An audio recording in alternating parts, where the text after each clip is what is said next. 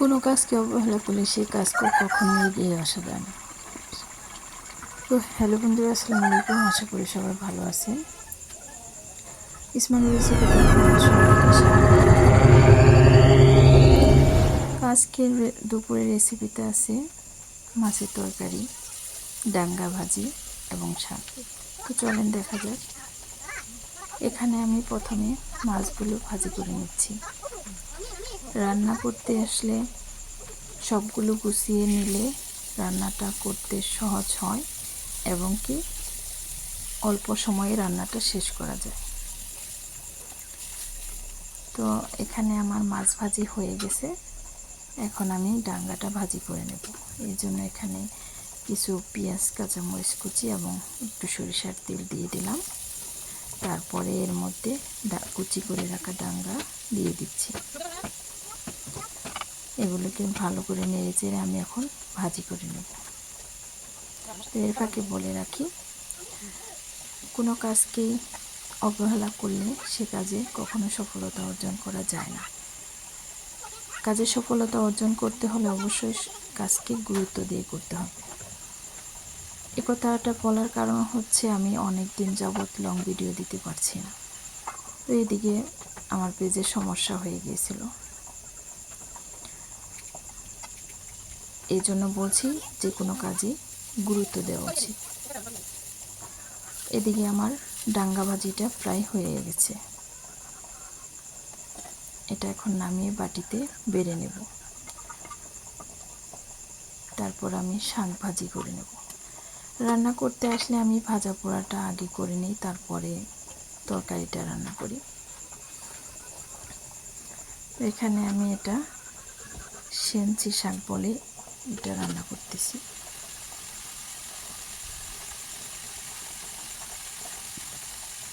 শাকগুলো আমি ভালো করে পরিষ্কার করে ধুয়ে তারপরে কড়াইয়ের মধ্যে দিয়ে দিলাম হালকা একটু লবণ দিয়ে।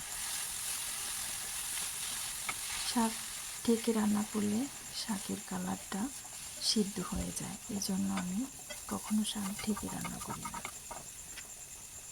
এখন শাকটা বাগার দিব, এর জন্য কিছু একটু পরিমাণে সরিষার তেল এবং পেঁয়াজ কুচি এবং রসুন ছেঁচা এর মধ্যে দিয়ে দিলাম।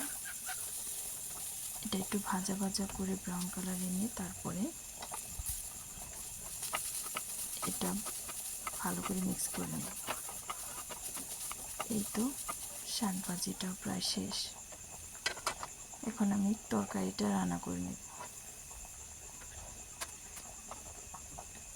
তরকারিটা রান্না করার জন্য এখানে আমি পরিমাণ মতো সরিষার তেল এবং পেঁয়াজ কুচি, কাঁচামরিচ কুচি দিয়ে হালকা একটু ভেজে নেব।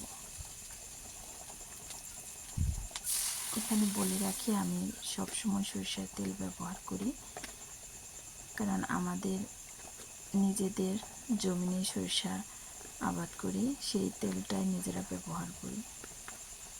তো এখন এর মধ্যে দিলাম একটু হলুদের ফাঁকি, একটু মরিচের ফাঁকি এবং একটু জিরা বা গোটা হলুদ যেটা বলে ওটার ফাঁকি দিয়ে একটু হালকা একটু কষিয়ে তারপরে আমি এটা মিষ্টি লাউ রান্না করতেছি। মিষ্টি লাউটা দিয়ে দিলাম। মিষ্টি লাউটা একটু কষিয়ে নিয়ে সিদ্ধ হওয়া পর্যন্ত আমি একটু কষাবো। তারপরে এর মধ্যে পরিমাণ মতো পানি দিয়ে দেব।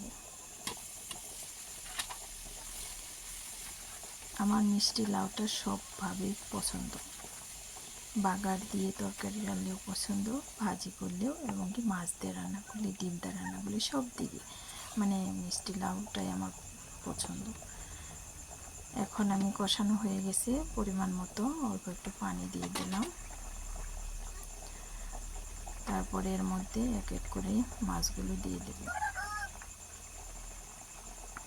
এই তো এখন কিছুক্ষণ রান্না করার পর এই তরকারিটাও হয়ে যাবে। তো অনেক দিন পর আমি লং ভিডিও দিলাম। তো আমার কথার মধ্যে ভুলভ্রান্তি হলে ক্ষমা করে দেবেন। আর ভিডিওটি ভালো লাগলে লাইক, কমেন্ট, শেয়ার করবেন, পাশে থাকবেন। নতুন হয়ে থাকলে চ্যানেলটি সাবস্ক্রাইব করে দেবেন। ফেসবুক থেকে দেখে থাকলে পেজটা ফলো দিয়ে রাখবেন। ভালো থাকবেন, সুস্থ থাকবেন। আল্লাহ হাফেজ।